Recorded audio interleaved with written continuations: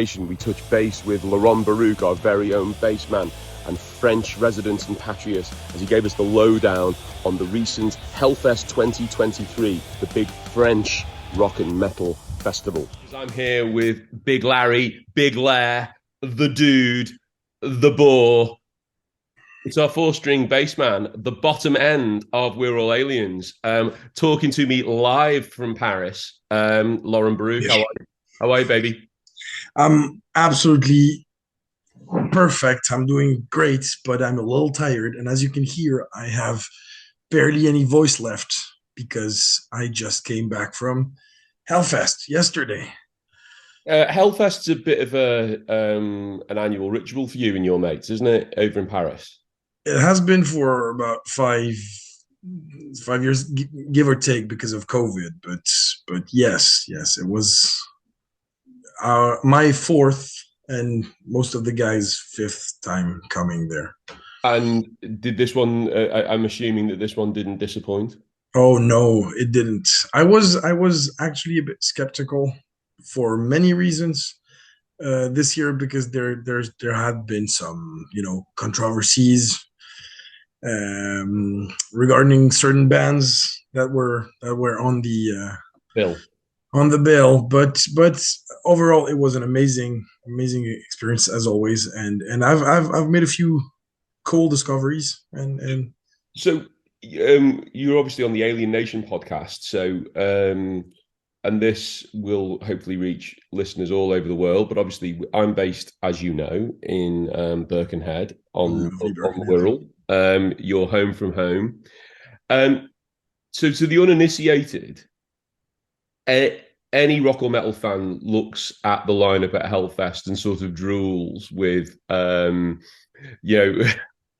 just a sense of awe and wonder, and it's like, oh my god, that's a gig I want to go to. Tell me firstly, where's the setting for Hellfest?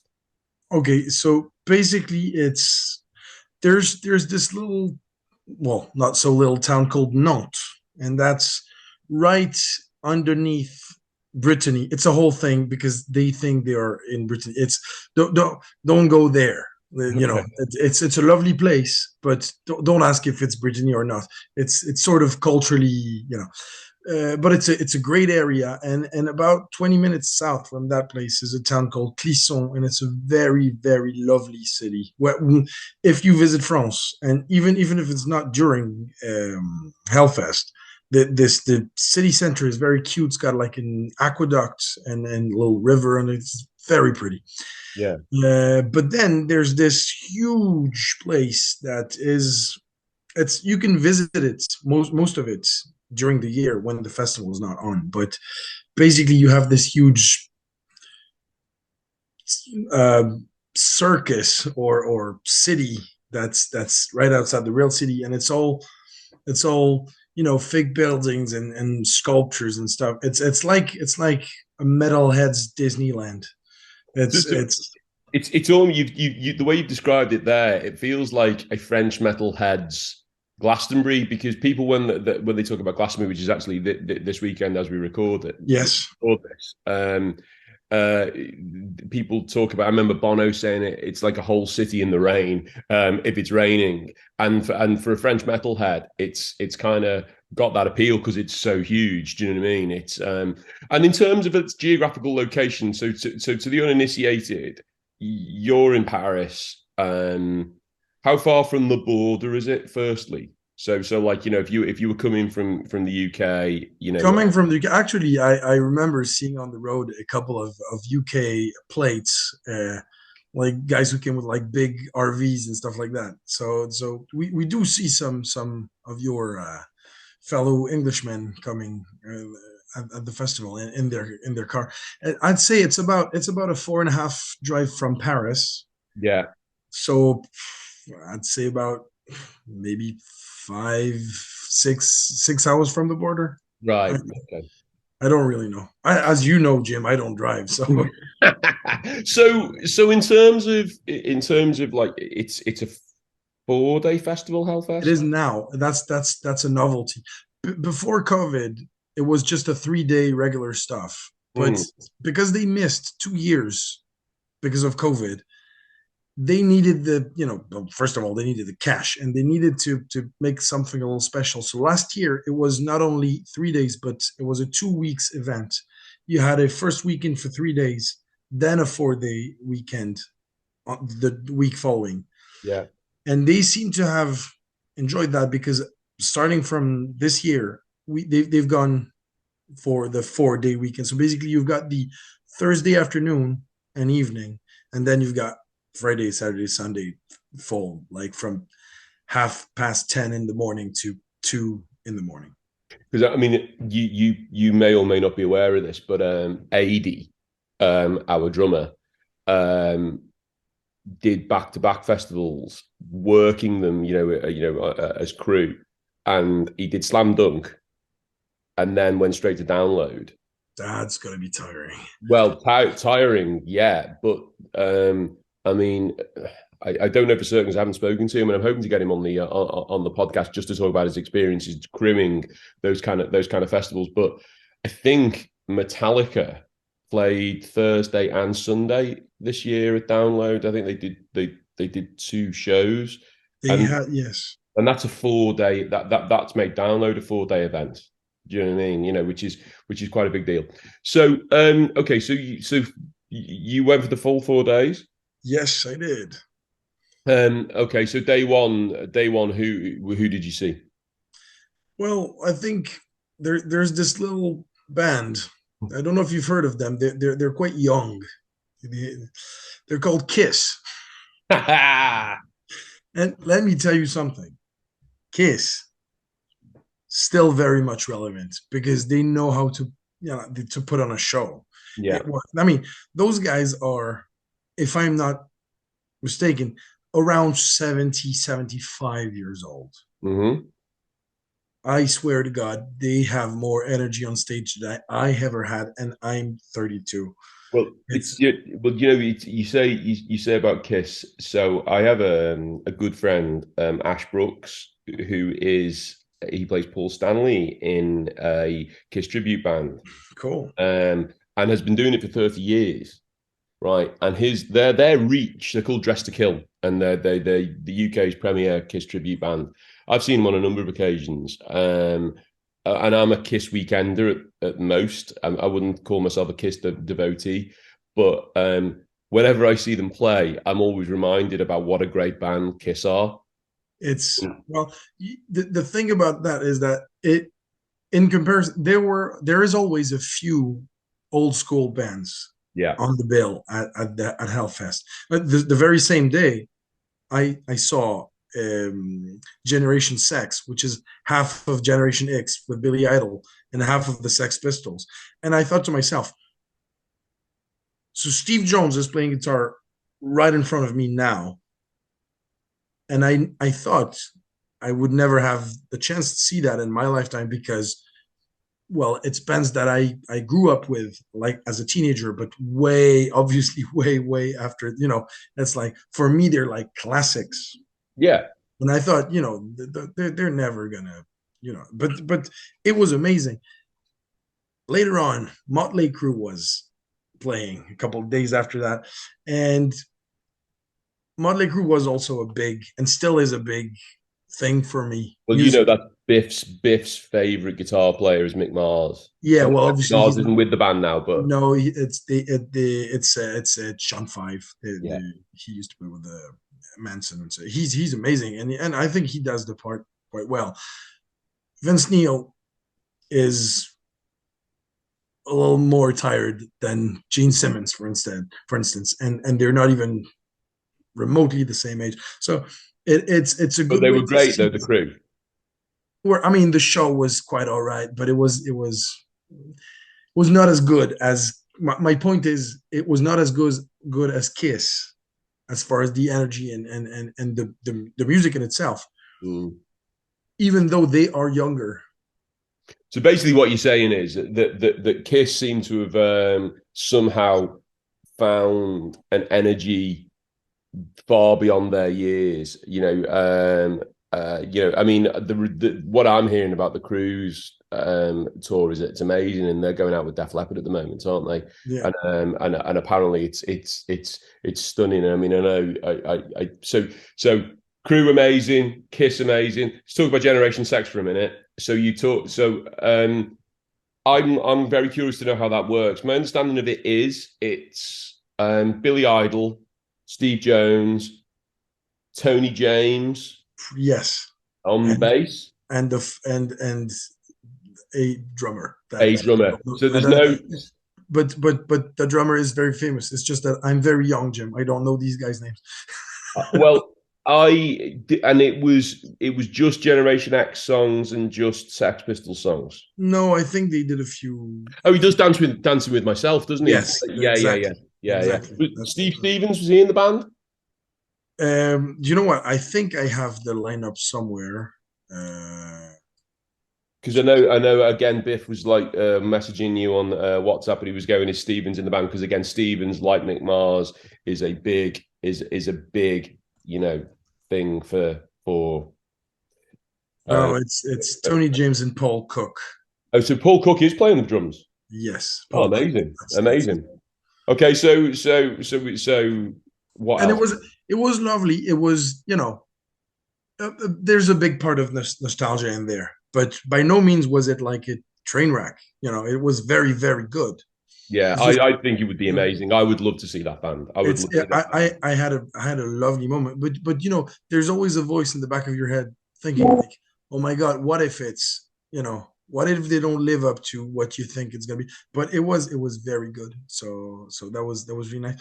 I did not see the end of Kiss because I went to see a completely different show, and I don't think that I don't know actually. I don't know if you'd enjoy that, but there's a Belgian band called Amenra, Okay, and it's like I call that depressed Belgian music. It's like doom and slow and very bit stoner. it's yes, but very cold and like going to mass basically. That's Right. like That sounds and right up your street. that is right up my street. But I did not take all my friends with me to see that gig because I told them if you're not depressed or you don't understand what like Belgium is, Right. because Belgium is basically like a little depressed France. And God no, I love these guys. They're the best. Yeah, But I didn't see yeah, the end. we want to keep it pleasant over on. Do you know what I mean? Belgium is not a little depressed France. No, Belgium is its own entity. it is. But when you start talking like that, you do fall right into Asterix the Gaul territory. That kind of Gallic superiority thing that is just brilliant. Hey, fun fact: Belgium is called Belgium because it used to be like an adjective to describe like the fiercest of the Gauls, basically. So Right. these guys are they were so angry that Caesar thought like, yeah, these guys they're the So, okay, and we need to check that band out. So, you need to send me a message of how to spell that, so maybe we can add it to a playlist and I will. and tag it in the chat. Um, There's what- there's one thing. The whole fest was punctuated. What I think was interesting was this year there were a lot of bands coming from countries that you would not expect, or right. because usually basically it's most of the bands are like from the US, the UK, Sweden. Those are like The big audiences for rock and metal, right? that's what you. But um, this year there was on the Thursday, on the very first day, the first opening act was a black metal band Okay. that is fronted by a Native American guy. Okay. What are they called? They're called Black Braid, and Okay. if you don't like black metal, you are not going to like that. They're Sorry, carry on. Keep talking. It's okay. they're not they're it's really black metal. But I thought it was interesting to see like a different perspective. And it was quite extreme, right? yeah, it's really dark. It's really, but later on there was also a symphonic metal band from Tunisia. Yeah. There was the Mongolian throat singers, the Who, not not to be mistaken with, but the HU. Brilliant name. Yeah, Brilliant name.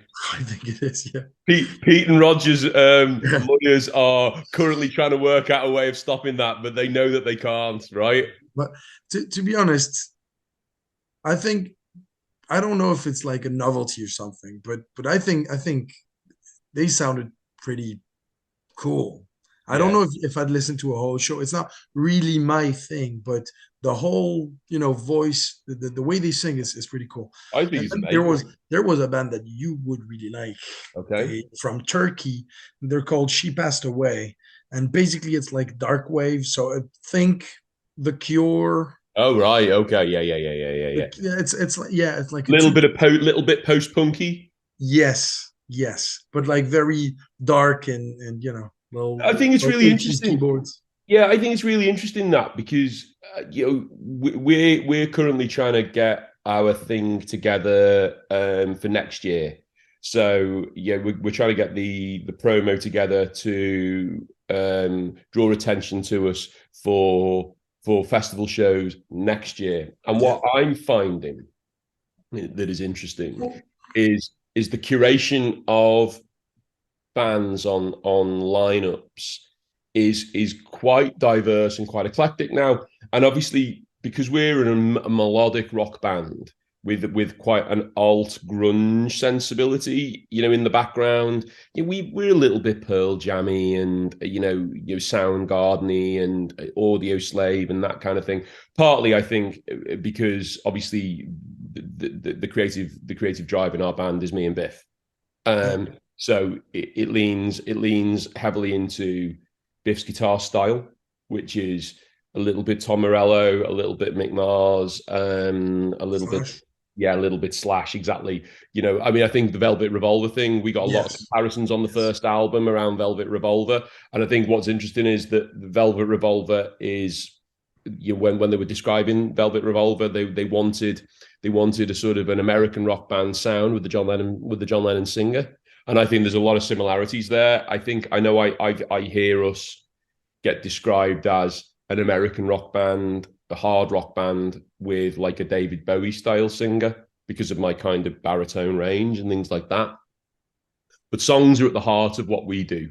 But it's really interesting when you see those lineups that rock and metal now is a much broader church in terms of like, sort of the sort of lineups that like Crawlers, for instance. Remember Crawlers Yeah, yeah, I do. who opened for us at Jimmy's?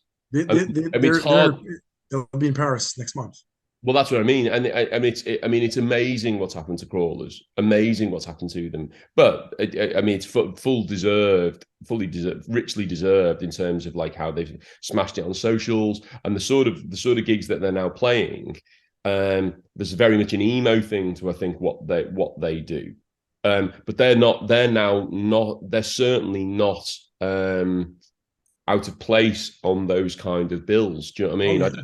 Do you know what I mean? I think, and I think moving forward, I think even I don't think even the most extreme, sort of death metal fan doesn't want to hear something that's a bit of an ear cleanser, because I don't think you can listen to so much of it before you have to move on and see something else. Do you know what I mean? At a I festival. yes, and also I think there are festivals, other festivals, smaller festivals that are slightly more curated for the people who have like one and only genre that they like. Yeah. But if you go to that festival, this is why I've been telling people who are like, oh, it seems fun, but I don't really like metal music. So why would I come there? I'm like, do you like the Guns N' Roses? They go, yeah, sure. Like you're gonna find dozens of bands that are in this ballpark, and, Yeah. and you're gonna like it. It's physically impossible for someone to not like at least one of the bands on that bill because it's so diverse. So yeah, when you think metal festival, you think like either like the mainstream metal, and God knows that the last band I saw that weekend was Slipknot, and it was outstanding, I can imagine. perfect. Yeah. But like, classic metal, or hardcore death, but it's not. It's really not. You've got room for melodic rock, that bands that are on the grungier spectrum, on the there's definitely that on the bill. Yeah, I mean, I don't think. I mean, we travelled. It was interesting actually. We travelled to one of our acoustic rock up shows the other week. It was in the Midlands, and on the way there, I played Biff some Pin Machine, which Yeah. is like a much maligned sort of David Bowie project, but it was like a full band project, which is one of the reasons why it's not known as a David Bowie project. But of course, what he was doing when he did that was he was announcing grunge almost 2 or 3 years before it happened. And the other interesting thing about that, and it kind of brings us full circle in that part of the conversation that we've just been having. The rhythm section, I think I'm right in saying, with the Sales Brothers on those albums, and they backed Iggy Pop, right? And I think they might have played on Lust for Life or something like that. People are gonna correct me on that, but that's fine. But I'm pretty sure they played with Iggy. And of course, Bowie was a big friend of Iggy's. The guitar player was Reeves Gabrels, right? And Reeves Gabrels is now the lead guitar player in The Cure, right? So you've got that grunge, you've got that hard rock thing, and it's all a melting pot. And I think that's what Hellfest is. Very like Download. It's a melting pot of things. Do you know what I mean? So any other bands that you saw, European or otherwise, that you can that stand out? um do you mean well-established bands, or No, bands? I just what things that you saw and you think, oh wow, I really dug that. I did see a lot of very different bands. I went to see the fun stuff as well, the dancing stuff, because it's also fun to have that. You But wouldn't would expect. you mean dancey electronic stuff or Yes, yes, like Carpenter Brut, okay? Carpenter Brut. They're French actually, and it's like electro techno metal. Like it's metal meets 80s synth music, and they always, and it was my third time seeing them, and like you lose like 2 liters of sweat, because it's they Yeah. they end their set with a cover version of Maniac. Oh, but the Hall and He's Oates. a maniac. Yeah, No, Hall and no, Oates. yeah, maniac. Yeah, is I that Hall show and Oates? you. No, it's the thing from that movie. Yeah, but I'm sure that's Hall and Oates, isn't it? No, uh, maybe it I, isn't. I think it's not. I think it's Michael Sambello. That's the name of the Right. Okay. Right. Yeah. and and Sorry. and I don't know and why I think that's Hall and Oates. Never mind. Oh, Man yeah, Eater. Man Eater's Hall and Man Oates. Eater. That's, yeah. Yeah. Sorry. Yes. Yeah. Yeah, yeah. No, yeah, Maniac is, yeah, the Flashdance. Michael Sembello. You're right. My bad. My Oh, bad. I've completely forgot that name. I just looked it up, Jim. From Flashdance. Yeah, that far, that I'm sure From of, was the Flashdance. Flashdance. The Yeah. disco dancing welding girl. Yes, that's the one. Yes. That's rock and roll. And that set was amazing. But that's more of like the atmosphere that's good. But as far as music was concerned, my biggest discovery was a band called Spirit Adrift. Okay. They're a heavy metal band from I think Texas or Arizona, some southern state, and I went to see them alone because all my friends went to see another band that was playing in the meantime. Quick parentheses: the band they went to see is called Bloody Wood, Right. and you would like that because they're half neo metal, half Indian Bollywood music, because they're from India. So it's Amazing. like it's and to be honest, I didn't go there because I had a suspicion that I would love the other band, the Spirit Adrift band. But I've listened to what they do, and they seem quite fun and quite amazing. But yeah, Spirit Adrift, it was very heavy, very, very heavy.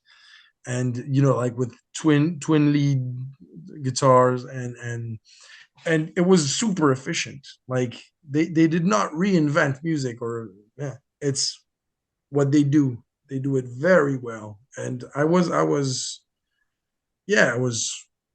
very impressed. Well, Um, that's a pretty good. So what you need to do then is you need to send me a Spotify playlist of yes, I will. those bands that we've discussed, so that I can add them to the Alienation podcast Yeah, and playlists, and we'll try and get them on the Mighty Rock Show as well. yes, I'll and play them on Mighty Rock Show.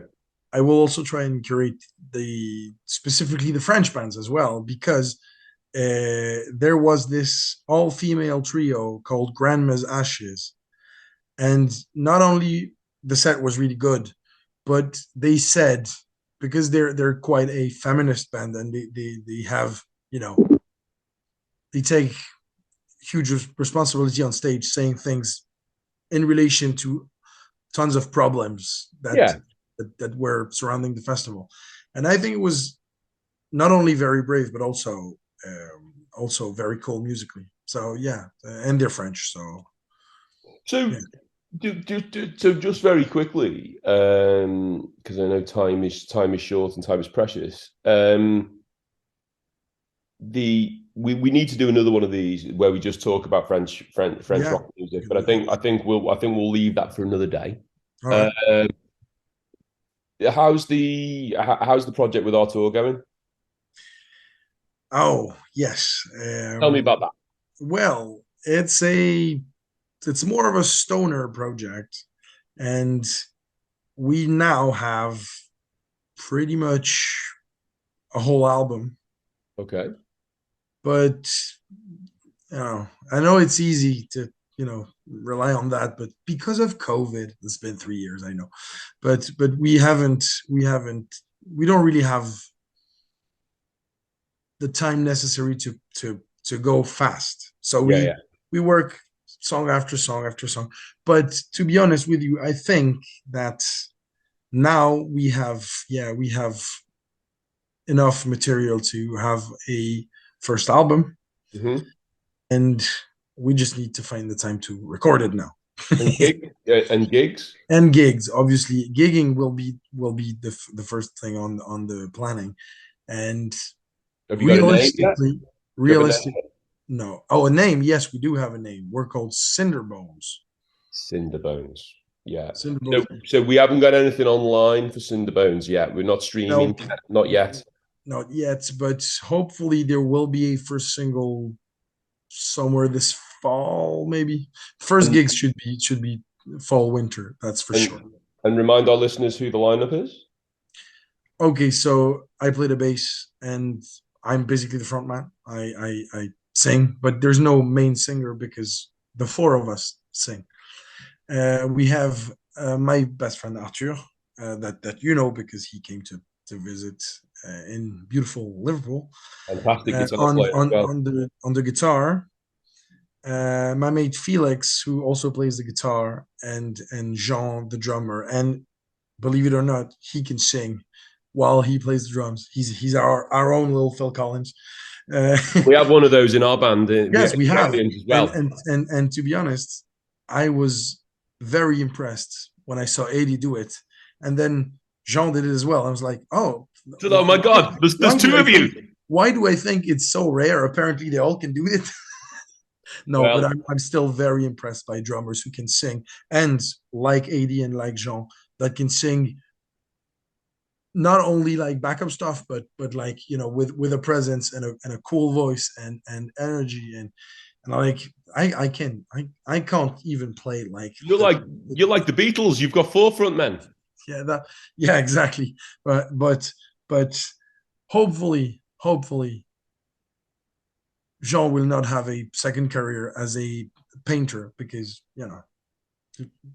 I know we have different point of views on what Ringo does. now, but I think he was an amazing drummer. I don't think painting is what you want to I do. I haven't seen any Ringo's artwork. I've seen Paul's artwork, and it's pretty good. I mean, my expert in the field, my beloved wife, Kia, do. Yeah, that's who is like your sister from another mister. yes. She likes Paul's stuff, Yeah. but we haven't seen Ringo stuff, so we'll have to. I'm just kidding, Jim. I'm not here to diss the Beatles. I mean, the You could Beatles. you couldn't diss the Beatles. In They're the fact, Beatles. You know, I think we've already done two of these. And the Beatles just miraculously comes up. We, as you know, if you heard the first Mighty Rock Aliens take over, we played Helter Skelter, yeah. and because I just believe that's the where heavy metal started. You know what I As mean? did Motley Crue last weekend. So Motley Crue played Helter Skelter. There was a medley where they did "Smoking in the Boys' Room" into "Helter Skelter" into "Blitzkrieg Bop" by the Ramones, I believe. Oh, that's right up my Strasse. Right Yeah. up my Strasse. So, the practicalities of being a bass player in a UK based band. Are we any closer to you coming to live in the UK? Well, here's the thing. You know, and you do know that I would love that very much. I'm an Anglophile. I you know I love especially the Northwest and especially Liverpool and especially the Wirral because I have fond memories. And I do a job apart from bass playing that is feasible pretty much anywhere on the planet. So you'd think it would be easy, but there's a but.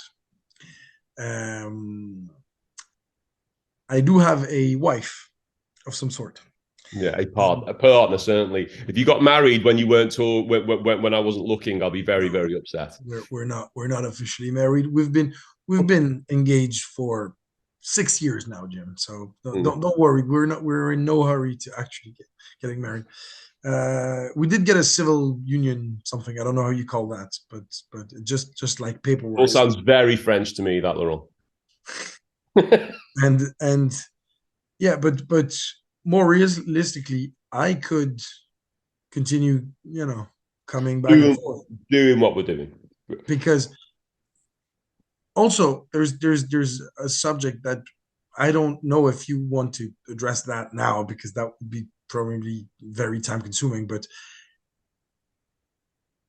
I there's a voice in the back of my head that is saying, "Are you sure it's a good idea to, you know, now to go and live in the UK when we don't really know the exact outcome of that tremendous bullshit that is Brexit?" Well, I think the thing is, I mean, I've talked to a lot of bands and a lot of promoters and a lot of artists that I know that have been hurt horribly by Brexit.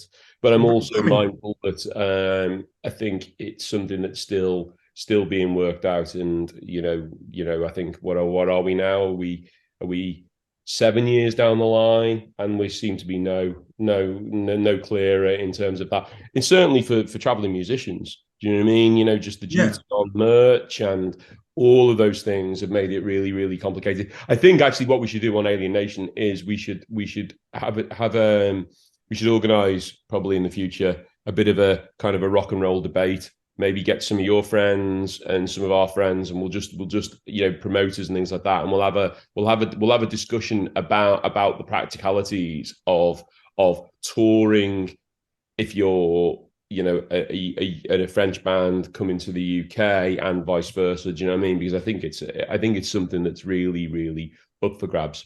I think it's pretty cool that I like being the continental antenna. You know what I'm saying? Oh, I yeah, like being I would love to be closer to you guys because it would obviously be funner because we, yeah, we, we could hang out for real yeah. and also more efficient because we would have more What time for playing?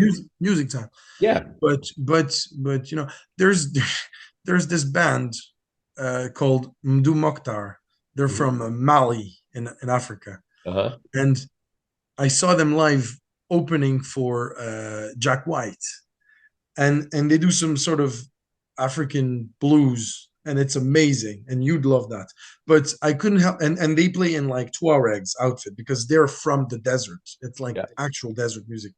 But I couldn't help noticing that the bass player was not, he couldn't pass for like one of He, their he, cousins. he wasn't from the patch. Wasn't from there.